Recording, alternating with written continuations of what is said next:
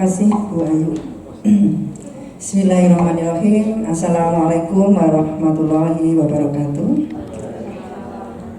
Yang saya hormati Bapak dan Ibu, khususnya guru penggerak, dan tak lupa semuanya Bapak dan Ibu yang saya hormati, ini adalah kesempatan yang sangat luar biasa. Sekolah kita ada 9 calon guru penggerak.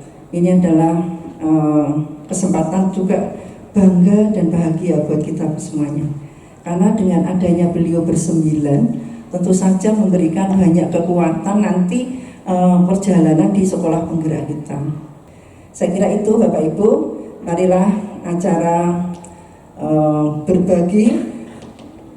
sesi berbagi modul 1 program pendidikan guru penggerak angkatan 4 SMA Negeri 1 Sragen saya nyatakan dibuka.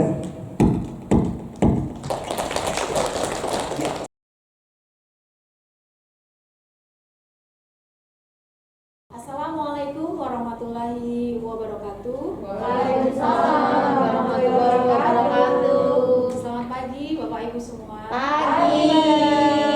Pertama-tama marilah kita mengucapkan syukur alhamdulillah atas rahmat dan hidayah Allah Subhanahu wa taala. Kita masih diberi kesempatan pada hari yang lumayan mendung ini, tetapi kita tetap bersemangat bersama-sama di lab komputer SMA Negeri 1 Sragen ini untuk belajar bersama. Pada kegiatan ini saya akan mulai dari paket modul 1 khususnya pada tema paradigma dan visi guru penggerak. Tapi pada kesempatan kali ini saya akan menyampaikan modul 1.1 yakni refleksi filosofis pendidikan Ki Hajar Dewantara.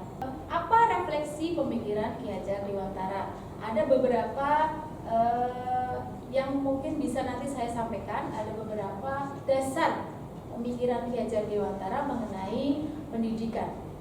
Yang pertama adalah dasar pendidikan menurut Ki Hajar Dewantara. Yang pertama adalah menuntun. Bisa disampaikan di sini.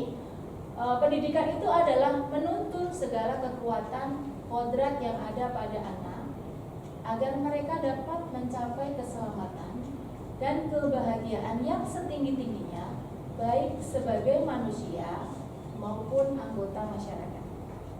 Jadi pendidikan atau pembelajaran yang kita laksanakan di dalam kelas itu intinya sebenarnya adalah kita menuntun anak-anak dengan kodratnya masing-masing yang nantinya akan mereka gunakan atau mereka terapkan dalam kehidupannya sendiri-sendiri di dalam masyarakat. Kemudian yang kedua, dasar pendidikan menurut Ki Hajar Dewantara adalah diibaratkan pendidik itu adalah seperti seorang petani, di mana dalam hakikatnya sama kewajibannya dengan seorang pendidik yang menanam jagung hanya dapat menuntun tumbuhnya jagung. Ia dapat memperbaiki kondisi tanah, memelihara tanaman jagung, memberi pupuk dan air, membasmi ulat-ulat atau jamur-jamur yang mengganggu hidup tanaman padi dan lain sebagainya. Oke. Budi pekerti. Budi pekerti, watak, karakter adalah bersatunya perpaduan harmonis. Adalah bersatunya gerak pikiran, perasaan, kehendak, dan kemauan sehingga menimbulkan tenaga atau semangat. Budi berarti pikiran, perasaan atau kemauan. Kemudian pekerti itu adalah tenaga. Perpaduan antara cipta, karsa, karya, pekerti atau tenaga menimbulkan atau memunculkan sebuah keseimbangan atau keselarasan. Ya, jadi pendidik atau guru diharapkan bisa memunculkan itu dalam pembelajaran di dalam kelas. Kemudian dasar pendidikan yang keempat adalah bermain, bahwa kodrat anak, ya, kodrat anak atau murid kita itu adalah bermain. Ya, mungkin akan berbeda implementasinya yang mengajar atau pendidik yang mengajar di TK dengan kita yang mengajar di SMA. Tetapi intinya sebenarnya adalah sama, bahwa ketika pendidikan itu adalah dilaksanakan dengan cara bermain, karena bermain itu adalah kodrat kodrat anak. Setiap anak suka bermain. Bahkan mungkin kita sendiri sebagai bapak ibu guru Suka. senang bermain. Oh, masih. Kalau ya Main hati. kalau misalnya ada IHT, mungkin di pembelajarannya Bu Ais di kimia, mungkin anak-anak biasanya di apa ya Bu Ais kalau ada permainannya itu. Bu Ais. Pernah kan Bu Ais? Itu molimut. Apa itu molimut? Alat, ya namanya molimut itu untuk membentuk molekul-molekul kayak gitu. Oh, iya. Ya, Jadi- untuk ikatan. Ya, Ya. jadi kan dengan Molimut. permainan molimut itu Molimut. anak lebih enjoy Iya, dan lebih iya. senang dalam Iya, belajar. betul. Padahal mereka diajak belajar. ya, diajak untuk memahami sesuatu tetapi dengan bermain. Kemudian yang kelima adalah pendidikan menurut Ki Hajar Dewantara adalah pendidikan berpihak kepada anak. Apa yang dimaksud berpihak kepada anak? Bebas dari segala ikatan, dengan suci hati mendekati sang anak, bukan untuk meminta sesuatu hak, melainkan untuk berhamba kepada anak. Kita sebagai guru tentu saja menganggap bahwa siswa-siswa kita di dalam kelas itu adalah anak-anak kita. Jadi kita melakukan sesuatu yang terbaik, kita memberikan yang terbaik, sama seperti kita memberikan kepada anak-anak kandung kita sendiri. Ya. Jadi yang dimaksud ini adalah berhamba kepada sang anak, diibaratkan harus terletak di dalam pangkuan ibu bapak. Jadi anak-anak kita, siswa kita adalah putra putri kita sendiri. Karena kita adalah orang tua, bukan menghukum siswa, tetapi apa toh yang sebenarnya terjadi, apa yang dia butuhkan, kita harus selalu berada di sana seperti itu. Pembelajaran yang berpihak kepada murid. Kemudian implementasinya adalah menghasilkan profil pelajar Pancasila memang membutuhkan proses dan waktu. Kitanya harus siap, siswanya juga harus siap, karena tidak bisa kita berjalan sendiri karena kita bekerja sama dengan siswa. Tapi dengan berkolaborasi, dengan kerjasama, insya Allah tujuan ke sana profil pelajar Pancasila insya Allah bisa kita wujudkan. Oke, saya kira itu penyampaian dari saya mengenai modul 1.1. Apakah saya beri kesempatan kepada teman-teman, apakah ada yang ingin menyampaikan sesuatu atau bertanya? Monggo Bu Vivi. Ya, terima kasih waktunya Bu Gita. Bu Gita, terus terang saya tertarik dengan istilah menghamba kepada anak nih, menghamba kepada murid. Tapi kok konotasi menghamba itu, istilah menghamba itu kok Konotasinya jadi iya, negatif. bahkan nanti gurunya itu menjadi Menyembah-nyembah. budak gitu atau bagaimana? Mohon penjelasan dan pencerahannya. Terima Ya. kasih. Ya. Dikomponi. Ya, kalau kita mendengar kata menghamba itu seolah kita nyembah murid kita gitu ya. Ya. Tapi sebenarnya bukan seperti itu. Terima kasih Bu Vivi atas pertanyaannya, karena ini mungkin memang juga baru untuk kita ya. Jadi yang dimaksud menghamba itu adalah berpusat kepada anak. Jadi semua yang kita lakukan adalah semaksimal mungkin untuk kepentingan anak-anak. Jadi bahwa anak itu ada yang tadi mungkin sudah saya sampaikan di depan, ada yang suka menggambar, ada yang suka menyanyi. Ketika mungkin bisa saya contohkan di pembelajaran saya, misalnya di materi tertentu, misalnya di materi tentang menunjukkan arah. Ada yang anak itu memang suka menggambar. Oke, silakan kamu bisa mengaplikasikan pembelajaran ini dengan kesukaanmu sendiri. Oh, kamu gambar misalnya, saya mau menunjukkan arah tempat dari sekolah menuju ke pasar. Saya mau menggambar denahnya. Tapi ada juga anak yang suka menulis. Ya, saya akan membuat dalam bentuk karangan. Silakan. Nah, itu yang dimaksud dengan menghamba kepada murid, yakni semuanya adalah sesuai dengan minat dan bakatnya siswa masing-masing. Kita tidak boleh memaksa, oh nanti semuanya ini nanti praktek menyanyi. Padahal anak itu ada yang nggak bisa menyanyi, ada yang oh ini nanti harus menggambar. Padahal kalau mungkin ada siswa yang sama sekali nggak bisa gambar bebek aja males gitu misalnya ya. Jadi seperti itu. Jadi Buat bebek mau diperono terus. iya mau buat bebek malah jadi kambing gitu. Jadi kita bisa Jadi mentok. memaksa, yang dimaksud menghamba adalah itu. Jadi semua yang kita lakukan harus sesuai dengan keinginan atau bakat masing-masing siswa. Demikian Bu Vivi mungkin semoga boleh bisa menambahkan. Oh boleh. Mungkin karena itu ya di sekolah penggerak ini kemudian tidak ada penjurusan ya. Jadi memang diserahkan ke anak-anak mau minat mapel apa begitu. Betul. Jadi nanti misalnya yang lebih suka hafalan, ya belajar hafalan, mungkin akan mengambil mapel yang IPS dan sebagainya. Mungkin yang suka menulis menghitung, ya. Jadi nanti dia akan mengambil kelompok mapel matematika seperti itu. Dan kita nggak bisa memaksa kamu harus baik di matematika semuanya 1180 anak itu baik matematika tentu saja tidak bisa seperti itu. Maka bisa menjawab. Ya. Apakah ada Bapak yang lain yang Sudah. Sudah jelas. Oke, terima kasih atas perhatiannya. Demikianlah yang bisa saya sampaikan mengenai modul 1.1 filosofi pemikiran Ki Hajar Dewantara. Akan saya lanjutkan untuk pengibasan yang kedua. Setelah ini saya akhiri dulu. Assalamualaikum warahmatullahi wabarakatuh. Assalamualaikum warahmatullahi wabarakatuh. Waalaikumsalam warahmatullahi wabarakatuh. Kembali lagi bersama saya di pengimbasan calon guru penggerak tahap 4. Tadi sudah saya mulai dengan modul yang pertama, modul 1.1 tentang filosofi pendidikan menurut Ki Hajar Dewantara. Saya lanjutkan dengan modul yang kedua, yakni modul 1.4 mengenai budaya positif. Intinya adalah itu. Oke, apakah itu yang dimaksud dengan budaya positif atau ekosistem positif? Kita ambil contoh perbandingannya dengan hidup tumbuh-tumbuhan seorang petani.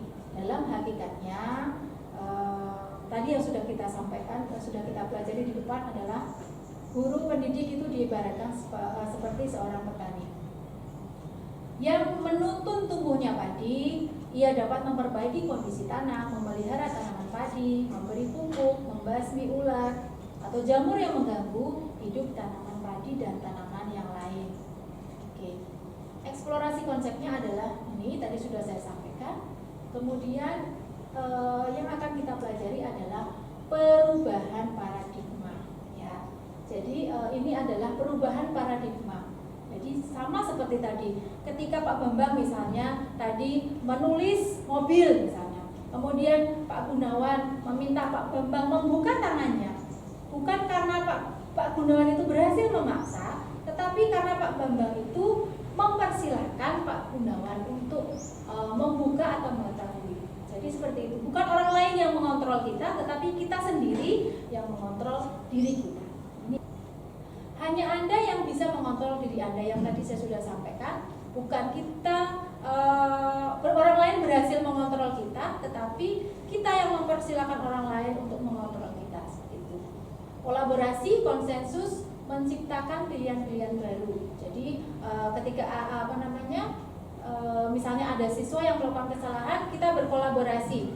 Ada pilihan-pilihan yang lain. Oh, kalau kamu biasanya ngantuk di kelas, misalnya apa, nanti sebelum pembelajaran kamu ke kamar mandi dulu, cuci muka dulu biar agak fresh. Atau misalnya yuk kita pembelajarannya jangan searah seperti ini, misalnya dibuat games atau apa supaya siswa tidak sampai mengantuk. Jadi sehingga model berpikirnya itu win-win solution. Gurunya juga enak, pembelajarannya bisa disampaikan, siswanya juga tidak merasa dipaksa seperti itu. Siswanya tidak merasa oh bapak ini terlalu atau ibu ini terlalu otoriter. Jadi dia juga oh kebutuhan saya juga terpenuhi. Hubungannya dengan budaya positif berhubungan dengan yang namanya disiplin, yang berasal dari bahasa Latin disiplina, yang artinya adalah belajar. Makna asal dari kata ini berkonotasi dengan disiplin diri dari murid-murid Socrates dan Plato. Disiplin diri membuat orang menggali potensinya menuju sebuah tujuan, apa yang dia hargai. Namun dalam budaya kita, makna kata disiplin telah berubah menjadi sesuatu yang dilakukan seseorang pada orang lain untuk mendapat kepatuhan. Jadi kalau dulu konotasinya disiplin itu ada aturan, kita harus mematuhi. Pokoknya seneng nggak seneng, kita mematuhi aturan tersebut, ya. Bukan sesuatu yang kita hargai atau untuk tujuan mulia. Masih seperti itu mungkin ya paradigmanya bagi anak-anak. Mengapa kok di SMA 1 itu harus menggunakan, siswa itu harus menggunakan sepatu yang berwarna hitam polos, tidak boleh ada warna lain. Jadi mungkin bagi sebagian siswa itu dia masih hanya karena patuh, hanya karena aturan. Tetapi kita sebagai guru itu harus menunjukkan bahwa mengapa sepatunya harus hitam. Itu adalah tujuan mulia, bahwa kita itu dipakai sepatu hitam semua biar kita itu sama, tidak ada rasa minder di antara kalian sendiri. Nah, itu yang perlu kita tumbuhkan kepada anak, kepada siswa. Tapi kadang-kadang mungkin siswa, oh aku pengen pakai sepatu yang ini, kok nggak boleh. Nah, dia berarti masih hanya itu sebagai kepatuhan, bukan sesuatu yang kita hargai untuk kebersamaan.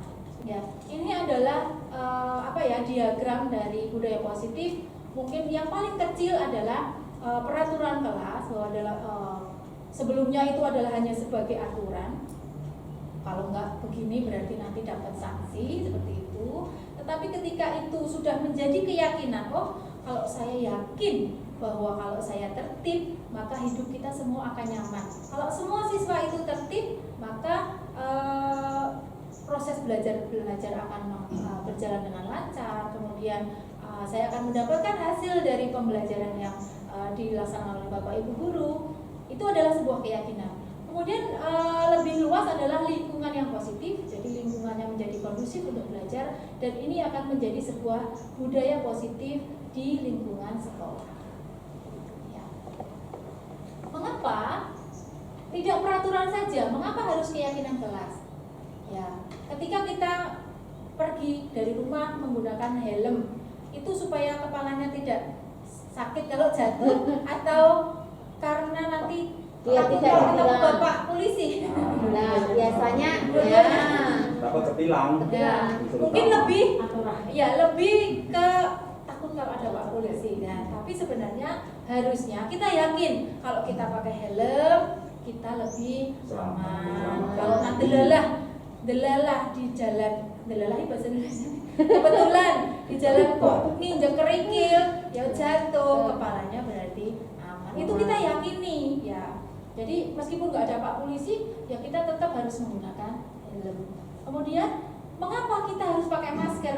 Utamanya dalam kondisi pandemi ini, mencuci tangan dan menjaga jarak supaya apa?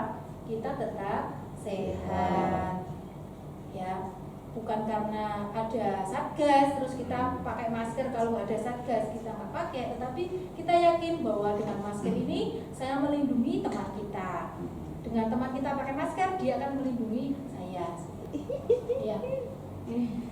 Kira-kira ini ada dua contoh kesepakatan kelas. Manakah yang merupakan keyakinan? Kira-kira di sini ada A dengan B.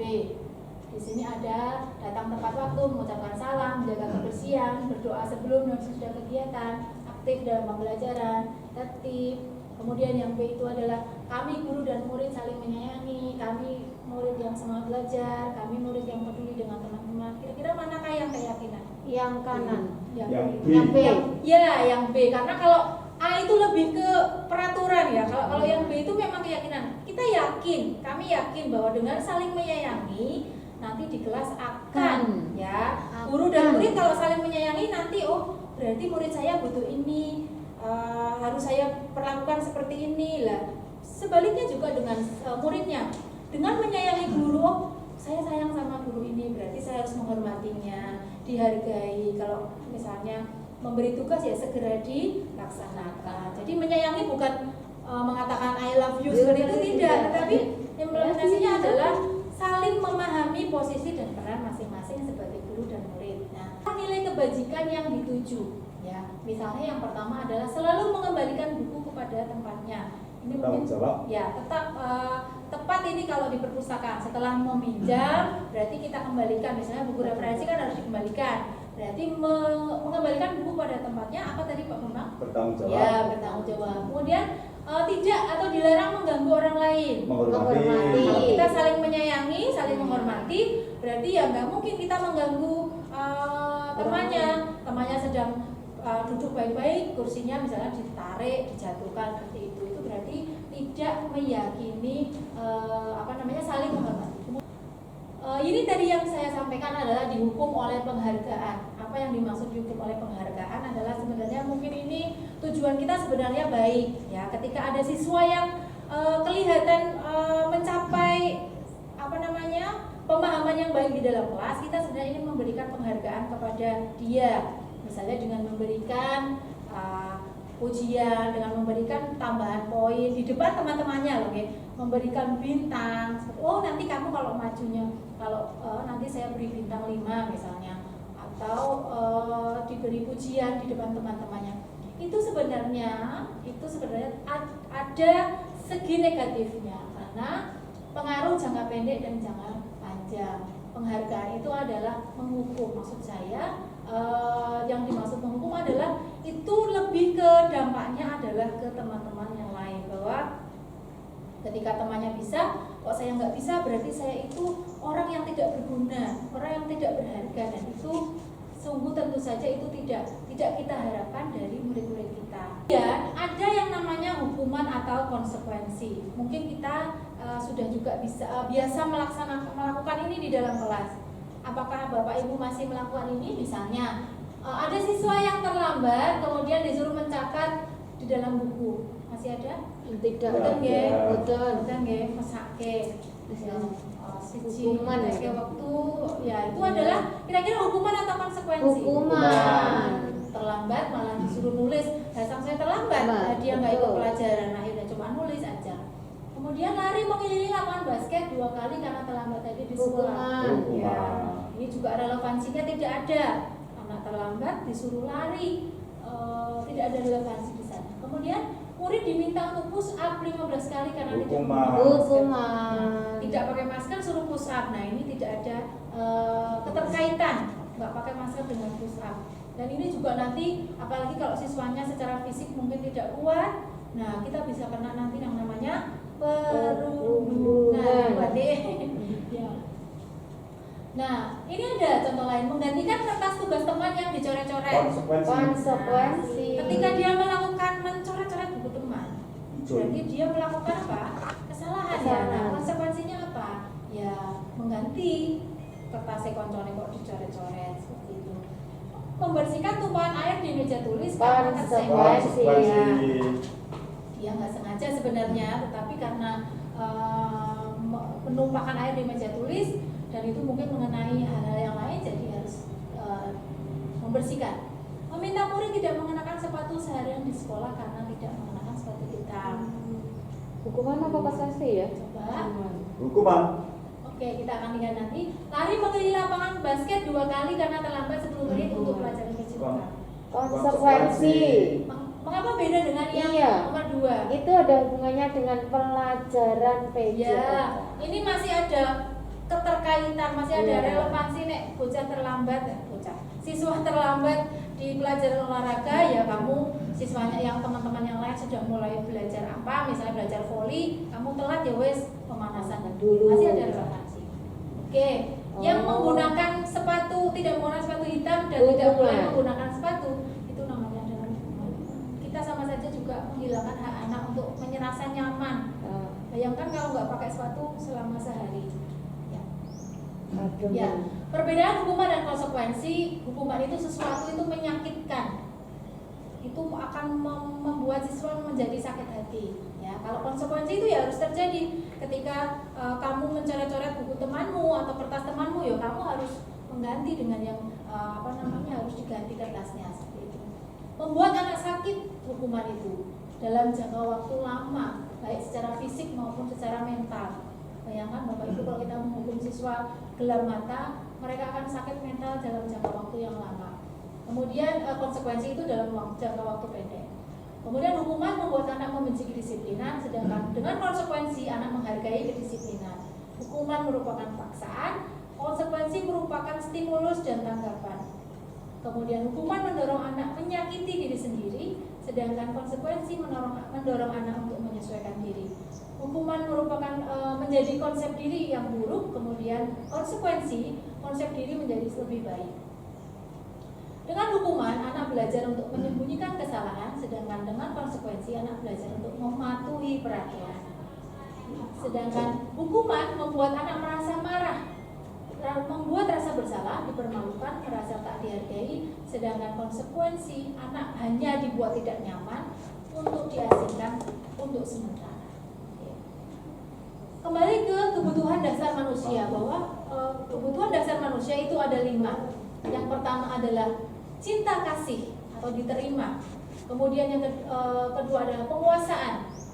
Yang ketiga adalah survival, kebutuhan untuk bertahan hidup. Kemudian kebutuhan untuk kesenangan. Dan yang kelima adalah kebutuhan kebebasan. Nah, ini adalah yang selanjutnya adalah 5 posisi kontrol. 5 posisi kontrol guru itu adalah yang pertama adalah penghukum, yang kedua adalah pembuat merasa bersalah, yang ketiga adalah sebagai teman, yang keempat adalah pemantau, yang kelima adalah manajer. Dari kiri sampai kanan, mungkin ini bisa kita ibaratkan ini yang paling buruk di sebelah kiri dan yang paling baik adalah di sebelah kanan. Bisa Bapak Ibu simak ya. Sebagai penghukum kita itu menghardik, menunjuk-nunjuk, berkata kasar, menyakiti, menyindir dan sebagainya. Nah, kemudian di pembuat rasa bersalah itu seharusnya ibu kecewa, sudah dikasih tahu oh, kamu begitu terus, itu membuat rasa bersalah. Kemudian untuk teman membuat alasan-alasan untuk muridnya. Kemudian pemantau menghitung dan mengukur, sedangkan manajer itu mengajukan pertanyaan. Nah, dari guru berbuat, guru berkata sampai dengan dampak pada murid, sudah saya sampaikan tadi. Dari kiri sampai kanan itu, dari kiri itu yang paling tidak baik menurut saya, dengan yang paling kanan itu adalah manajer, itu adalah yang paling ideal. Nah, Bapak Ibu guru bisa menyimak kira-kira kita ada berada di mana, mana yang sudah kita lakukan di dalam kelas atau di dalam lingkungan sekolah. Apakah kita sebagai penghukum, apakah kita sebagai pembuat merasa bersalah, atau sebagai teman, atau sebagai pemantau dan manajer. Saya sendiri mungkin belum selamanya atau belum bisa seterusnya bisa berperan sebagai manajer, karena emosi kadang-kadang kita masih namanya juga manusia. Kadang-kadang ketika ada anak melakukan sesuatu mungkin lebih ke pembuat merasa bersalahnya yang dominan seperti itu. Padahal idealnya Bapak Ibu guru pendidik itu adalah sebagai manajer, bahwa hasilnya adalah siswa itu tidak mengulangi kesalahan, tidak merasa rendah diri, tidak lemah, tidak tergantung pada kita, tidak menitik beratkan pada sanksi atau hadiah, tetapi siswa itu bisa mengevaluasi diri. Oh, salah saya di sini, saya harus bisa memperbaiki diri saya seperti ini. Nah, itu adalah posisi manajer. Semoga kita bisa semuanya sebagai manajer nih Bapak Ibu ya. Iya. Jangan lagi ada penghukum dan membuat rasa bersalah. Oke. Kemudian seandainya ini adalah lanjutan dari materi kita adalah restitusi. Apa restitusi itu?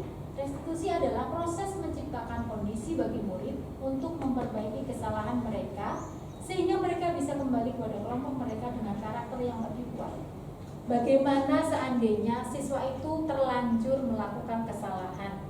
Misalnya di dalam kelas dia malah ngobrol sendiri, ketika ditanya ternyata nggak bisa, kemudian tidak membuat tugas dan sebagainya. Itu adalah kesalahan siswa. Nah, kita melakukan yang namanya proses restitusi. Bagaimanakah menciptakan kondisi murid untuk memperbaiki kesalahan mereka sehingga dia tidak lagi merasa direndahkan atau dilecehkan, kemudian dia akan meyakini bahwa itu tidak baik dan tidak akan mengulangi di kesempatan yang lain. Nah, ciri-ciri restitusi itu adalah bukan untuk menebus kesalahan, tapi untuk belajar dari kesalahan. Kemudian yang kedua, memperbaiki hubungan.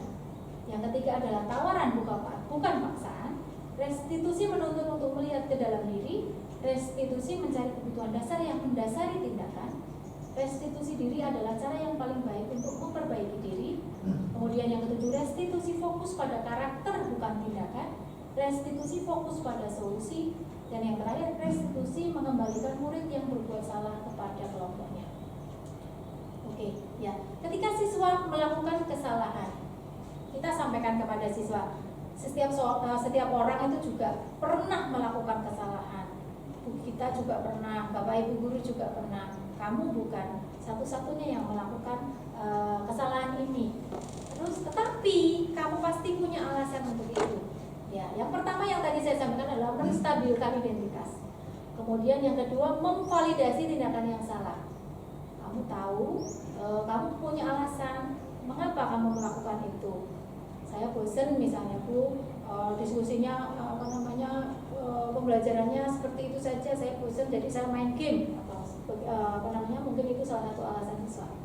Atau adakah cara yang lebih efektif untuk mendapatkan apa yang kamu butuhkan? Oh, kebutuhannya apa? Kira-kira apa yang kamu butuhkan? Seperti itu. Kemudian menanyakan keyakinan. Nilai-nilai apa yang telah kita sepakati? Kamu kan tahu kalau di kelas itu tidak boleh bermain HP selain ditujukan untuk pembelajaran, seperti itu. Jadi terus kita sudah sepakat, kita sudah yakin. Terus kemudian kamu ingin menjadi orang seperti apa? Nah, itu kita tanyakan kepada siswa. Dengan segitiga restitusi ini diharapkan siswa itu untuk membuat murid yang merasa gagal karena berbuat salah menjadi positif terhadap dirinya. Benar dia sudah melakukan kesalahan, tetapi tidak kita salahkan kemudian kita kita jerumuskan ke dalam lubang kesalahan, tetapi kita sadarkan dirinya untuk menjadi tidak merasa gagal dan selalu positif terhadap dirinya sendiri. Itu yang bisa saya sampaikan mengenai budaya positif. Simpulannya adalah kita mengajak siswa untuk tidak hanya siswa ya, jadi guru-guru juga. Saya dalam hal ini saya juga mengajak Bapak Ibu guru semua untuk menerapkan budaya positif di dalam lingkungan kelas dan lingkungan sekolah. Tujuannya adalah apa?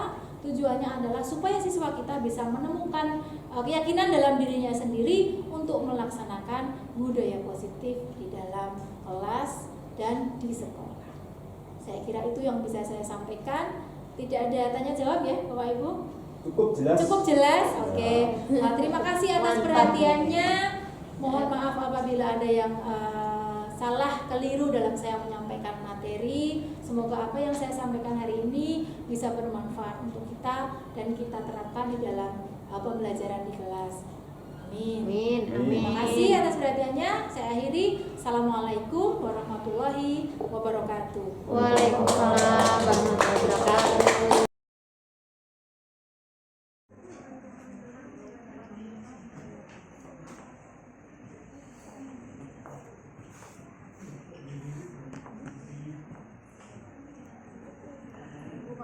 Ya.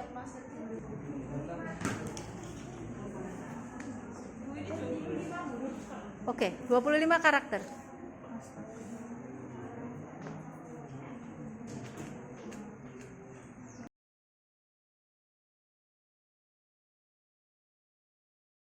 Assalamualaikum warahmatullahi wabarakatuh. Perkenalkan, kami dari kelas 10 dengan beranggotakan saya Ahmad Ridaya, samping saya Siapa Pratiwi, saya Chandra Dita Puspadewi. Di sini kami akan menyampaikan pendapat tentang kesepakatan belajar di kelas.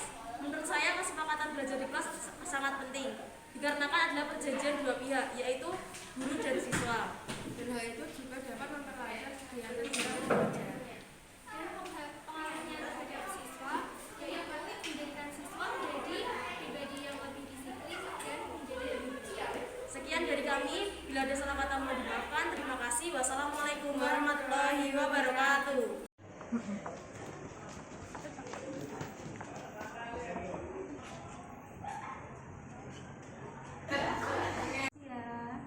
Kamu tahu kenapa kita panggil?